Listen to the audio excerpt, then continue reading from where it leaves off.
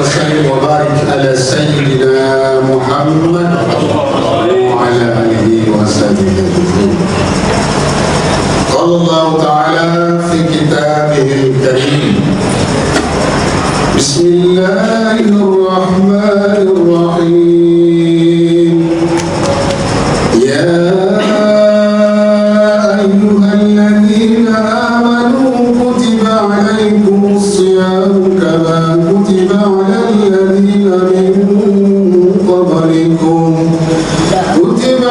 الذين من قبلكم لعلكم تتقون. صدق الله. Jemaah salat isya dan salat tarawih yang insyaallah tanpa kecuali dirahmati Allah Subhanahu wa taala.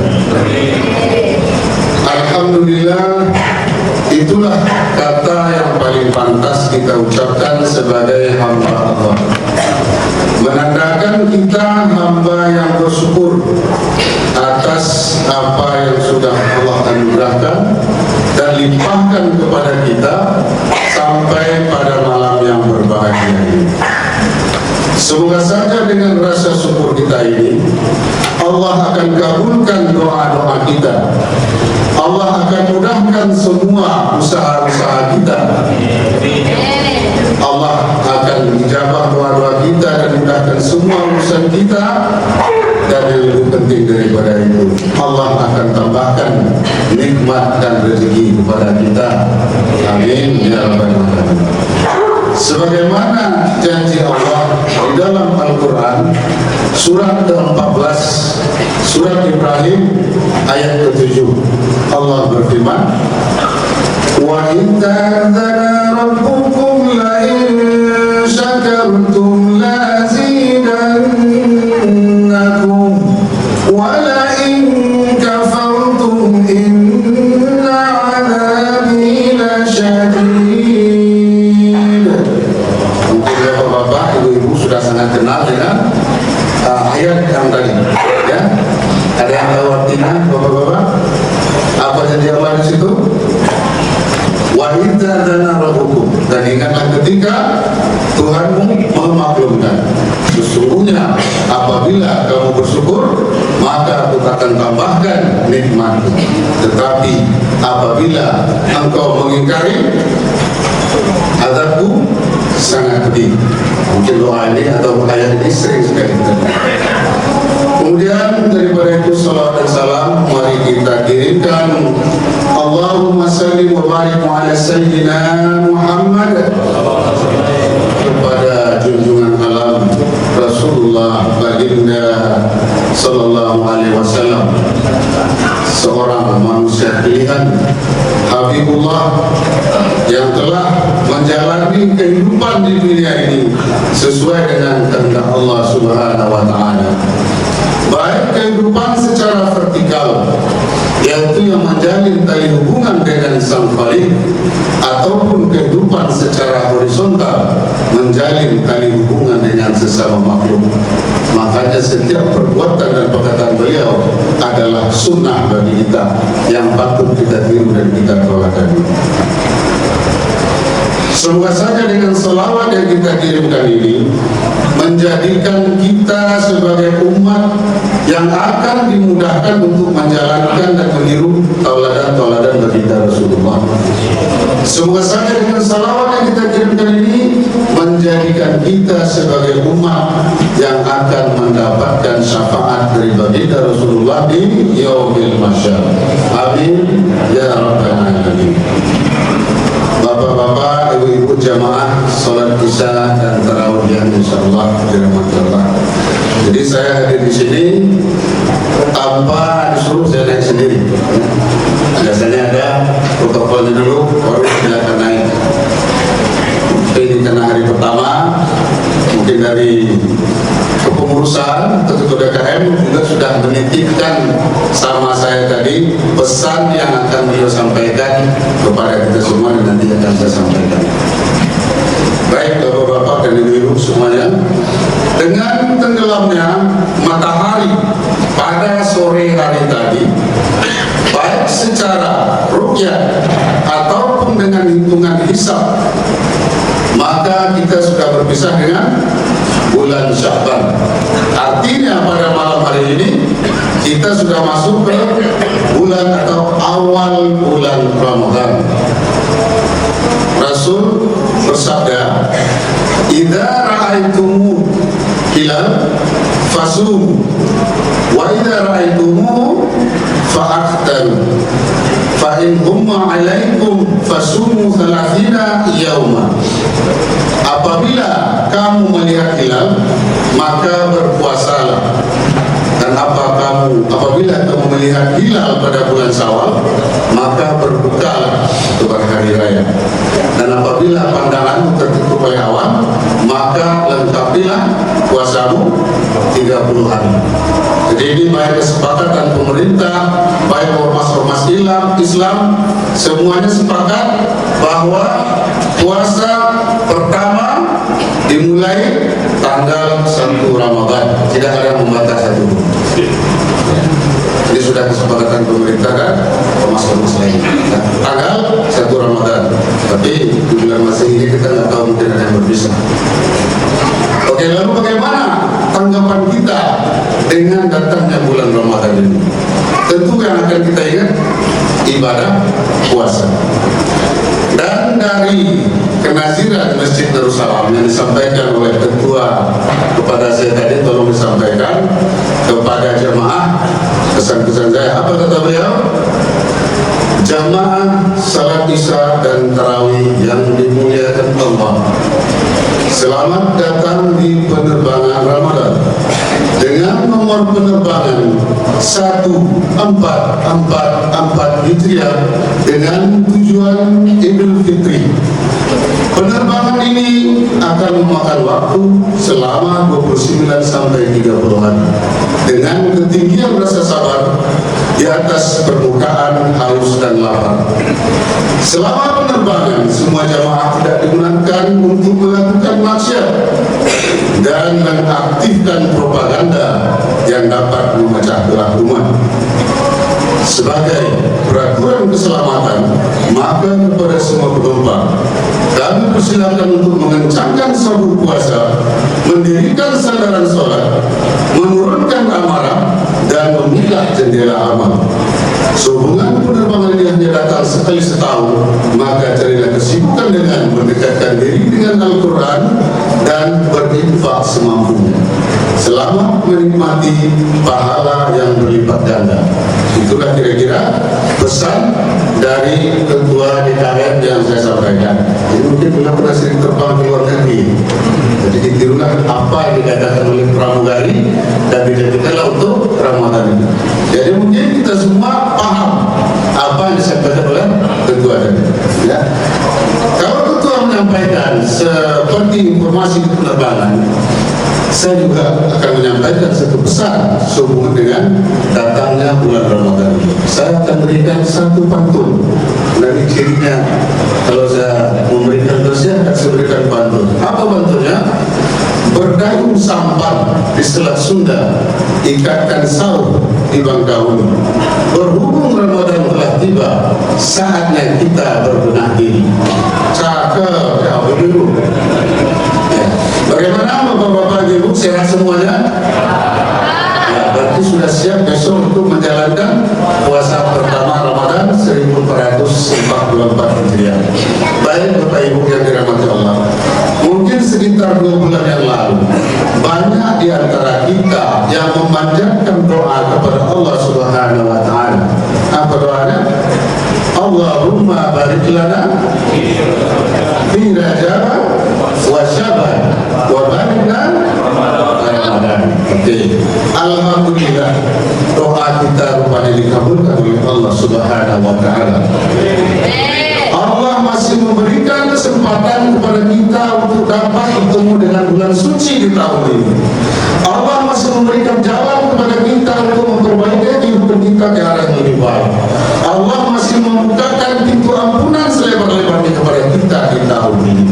Dan Allah masih mengarahkan kita untuk mengarahkan jalan ke surga Allah Subhanahu wa Ta'ala. Tapi bagaimana dengan saudara-saudara kita, kerabat-kerabat kita, tetangga-tetangga kita yang dulu mungkin masih bersama kita dalam menjalankan atau menunaikan ibadah puasa di bulan Ramadan. Mungkin doa mereka itu dikabulkan hanya sampai bulan Rajab atau sampai bulan Syaban, sehingga mereka tidak dapat bertemu dengan bulan Ramadan tahun ini. Maka untuk itu mari kita sama-sama mendoakan mereka-mereka yang sudah mendahului kita. Allahumma ighfir lana, Allahumma ighfir lahu warhamhu wa'afihi wa'fu anhu. Allahumma ighfir lana warhamha wa'afihi wa'fu anha. Allahumma ighfir lahu warhamhu wa'afihi wa'fu anhu. Semua saja doa kita di awal Ramadan ini dijabah dan sampai dikabulkan oleh Allah Subhanahu wa taala. Amin ya rabbal alamin. Jemaah salat tarawih dan isya yang dirahmati Allah, kita pendek saja karena ini masih pembukaan. Saya ingin bercerita ketika Allah menciptakan langit dan bumi, Allah juga sudah menciptakan 12 nama bulan yang sekarang kita jadikan sebagai nama bulan dalam kalender Hijriah. 4 di antara bulan tersebut kita namakan dengan bulan haram. Apa saja bulan haram itu? Bapak-bapak dulu. Bulan Rajab, kemudian Syaban, kemudian Zulqa'dah dan Zulhijjah. Itu pertama. Bulan Ramadan sendiri itu belum menjadi bulan istimewa sama dengan bulan-bulan yang lainnya. Bulan Ramadan ini menjadi istimewa atau menjadi bulan yang mulia setelah pertama kali diturunkannya wahyu kepada Rasulullah Muhammad SAW dengan diturunkannya Al-Quran, seperti yang dikisahkan pada Al-Quran surat kedua Al-Baqarah ayat 185. Syahrul Ramadan alladzi unzila fihi al-Qur'an hudan lin-nasi bayyinatin minal huda wal furqan. Jadi Al-Quran diturunkan di bulan Ramadan. Sejak itulah bulan Ramadan menjadi bulan yang mulia, bahkan dinamakan dengan Sayyidus Syuhur atau penghulu dari segala bulan.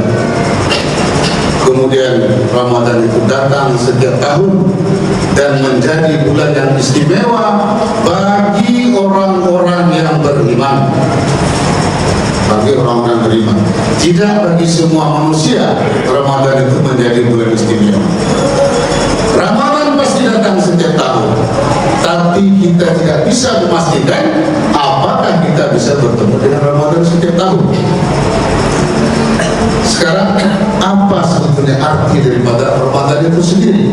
Kenapa kita berpuasa di bulan Ramadan? Jadi ini yang saya sampaikan ini, apa yang pernah saya baca, apa yang pernah saya pelajari, dan apa yang pernah didengarkan. Menurut pakar bahasa Arab, pakar hadis, pakar Al-Quran, mereka mengatakan bahwa Ramadan itu berasal dari kata Ramadan, kemudian ditambahkan dengan alif dan nun. Apa artinya Ramadan? Artinya panas yang sangat terik, panas yang sangat terik, ya, yang bisa menghanguskan dan membakar di sekelilingnya. Itu masih Ramadan saja. Kemudian ditambahkan dengan alif dan nun, menjadilah Ramadan yang panasnya lebih daripada panas yang pertama, sehingga menghanguskan semua yang ada di sekelilingnya, bahkan abunya pun tidak terlihat. Itulah yang diartikan dengan Ramadan. Terus apa hubungannya dengan puasa? Maka kata para pakar Al-Quran tadi, pakar hadis dan pakar bahasa Arab itu mengatakan seolah-olah Allah mengingatkan di bulan ini, ya, di bulan Ramadan itu Allah akan menghanguskan, Allah akan menghabiskan, Allah akan menggugurkan semua dosa-dosa kita dari kita mulai balik sampai saat ini, apabila kita menjalankan puasa dengan keimanan dan hanya ingin mendapatkan pahala, maka Allah Jalla akan menghapuskan semua dosa-dosa kita.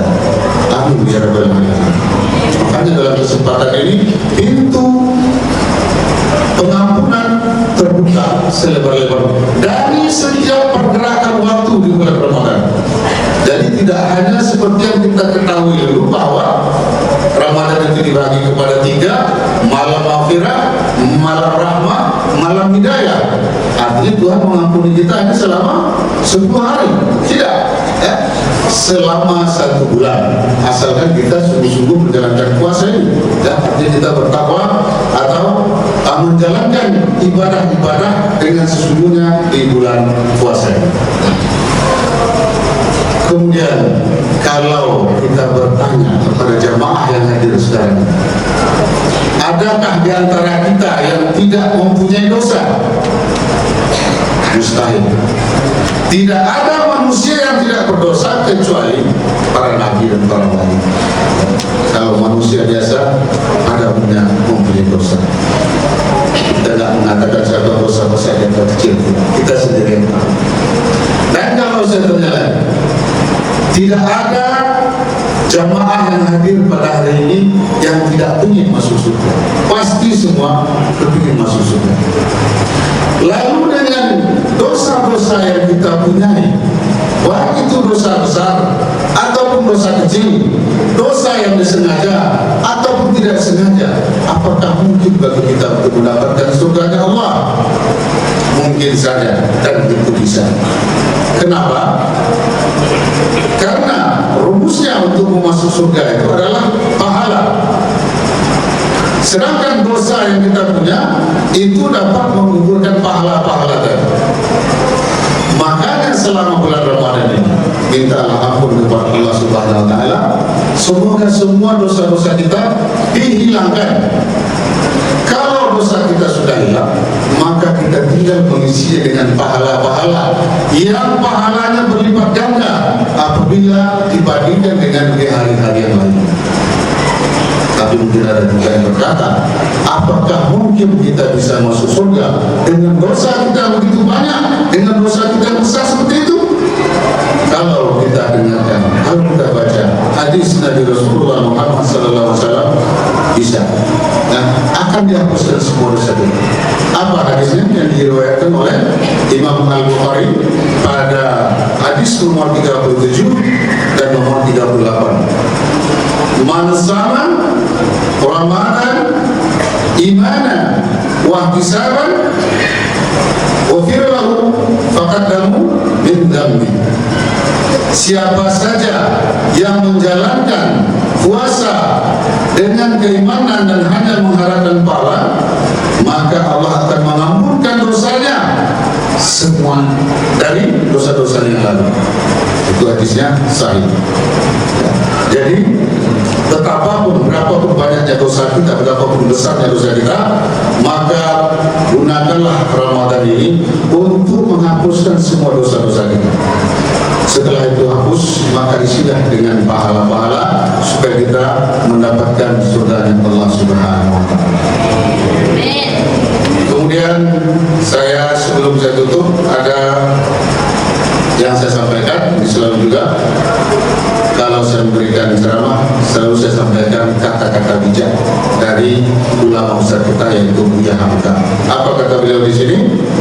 Bertobat tidak hanya berarti menyesali dosa, tetapi juga membenci dosa itu sendiri. Mudah-mudahan kata-kata sedikit ini bisa mendalam di hati kita. Mungkin kita selama ini merasa banyak dosa, kemudian kita mau bertobat. Jadi bertobat bukan hanya meninggalkan dosa, tapi membencinya. Mudah-mudahan ini bisa kita lakukan nanti setelah Ramadan.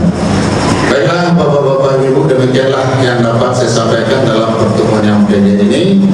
Kalau ada yang salah dalam penyampaian ini, itu datangnya dari diri saya sendiri. Kalau yang benar yang saya sampaikan itu datangnya dari Allah dan Rasulnya. Wabillahi taufiq wal hidayah. Wassalamualaikum warahmatullahi wabarakatuh.